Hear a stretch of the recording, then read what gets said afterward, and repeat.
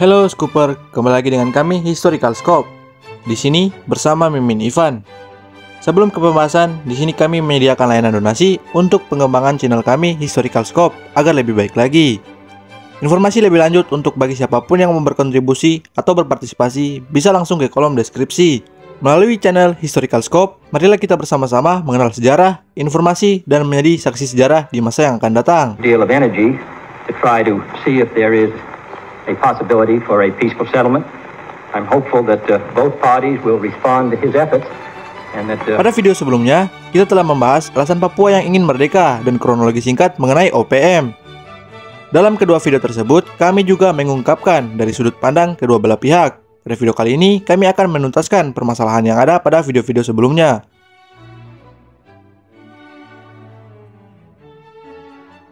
Operasi Trikora atau Trikomando Rakyat sebagai upaya Indonesia untuk membebaskan Irian Barat atau Papua dari Belanda.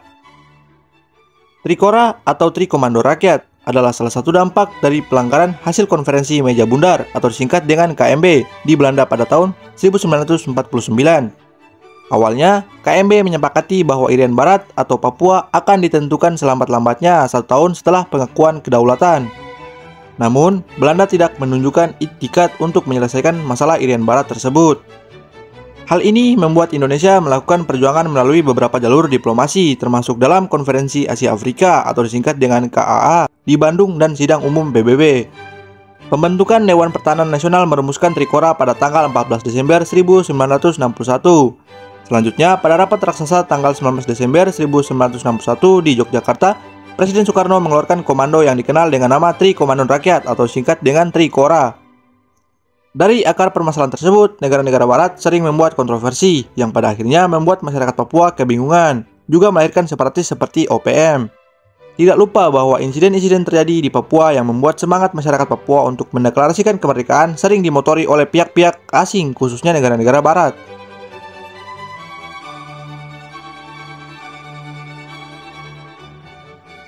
Isi dari Trikora terbagi dari beberapa poin. Yang pertama, gagalkan pembentukan negara boneka Papua buatan Belanda kolonial. Yang kedua, kibarkanlah sang merah putih di Irian Barat tanah air Indonesia. Dan yang terakhir, bersiaplah untuk mobilisasi umum mempertahankan kemerdekaan dan kesatuan tanah air dan bangsa.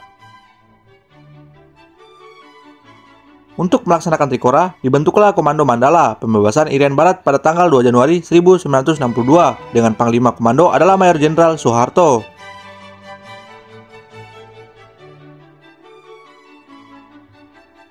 Berikut beberapa tugas-tugas Komando Mandala. Yang pertama, merencanakan, mempersiapkan, dan menyelenggarakan operasi-operasi militer dengan tujuan mengembalikan wilayah Provinsi Irian Barat ke dalam kekuasaan wilayah Republik Indonesia. Dan yang kedua, mengembalikan situasi militer di wilayah Provinsi Irian Barat sesuai dengan taraf-taraf perjuangan di bidang diplomasi.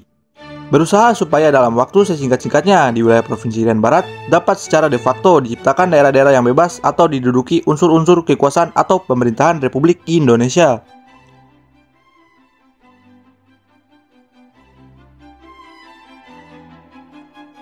Dalam rangka pembebasan Irian Barat, disusun rencana serangan terbuka sebagai suatu operasi penentuan yang diberi nama Operasi Jaya Wijaya. Pada tanggal 12 Januari 1962, 3 buah motor torpedo boot atau disingkat dengan MTB yang tergabung dalam Kesatuan Patroli Cepat, yaitu KRI Macan Tutul, KRI Harimau, dan KRI Macan Kumbang, mengadakan patroli rutin di sekitar Laut Aru atau dikenal dengan Arafura. Namun, hal ini diketahui oleh Belanda sehingga pada tanggal 15 Januari 1962, kapal-kapal MTB yang sedang mengadakan patroli di Laut Aru mendapatkan serangan dari laut maupun udara. Dalam serangan tersebut, KRI Macan Tutul tenggelam bersama Komdor Yus Sudarso dan Kapten Wiratno. Untuk mengenang peristiwa ini, yaitu beberapa hari ke depan ini, setiap tanggal 19 Desember diperingati sebagai Hari Trikora, dan tanggal 15 Januari diperingati sebagai Hari Dharma Samudra.